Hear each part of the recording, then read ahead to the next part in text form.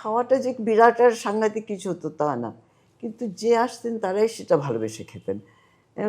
যেমন chief justice of India ছিলেন সুধীররঞ্জন দাস, তিনজন আসতেন, তার তো উত্তরায়ণে থাকার ব্যবস্থা হতো, কিন্তু তিনি এখানে থাকতেন। ওয়েস্ট বেঙ্গল গভর্নমেন্টের মিনিস্টার আসতেন এখানে কোনো উৎসবে, তাদের ব্যবস্থা তো ইয়েতে রতনকুটিতে থাকতো, কিন্তু তারা আমাদের বাড়িতেই থাকতেন। কেন?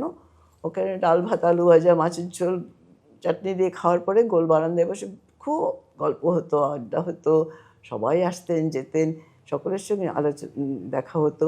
ওই বাড়িটা ছিল একজনের ভাষায় যদি শান্তিনিকেতনটা একটা তীর্থস্থান হয়, ওই বাড়িটা ছিল একটা ধর্মশালা। ওই সত্যি ওটা এমন আমরা ভালোবাসতাম, আমরা মানুষজন আসলে আবার খুশি হয়ে যেতেন যে তার এখন একটা উৎসবের ইয়ে হবে, সবাই আসবে যাবে। ওইখানেই দোলের রাত্রে যখন নাচ নাটক নৃত্যনাট্য যাই থাকতো, তারপরে আমাদের বাড়ির ওই গোল বারান্দায় চাঁদের আলোতে একটা মস্ত বড় আসর বসতো, যেই আসতেন। রবিশঙ্কর এসেছিলেন তখন আসতেন, দেবব্রত বিশ্বাস তিনি অনেক গান হতো, নির্মলেন্দু চৌধুরী এসেছিলেন, গান হতো, শুধু বলতেন, আমার মাকে বলতেন, বৌদি চায়ের জোগাড় করে যান, আমি গান গাইয়া যাব। এই তো চলো জয়দার কথা। সময় একটা আনন্দের ধারা ছিল।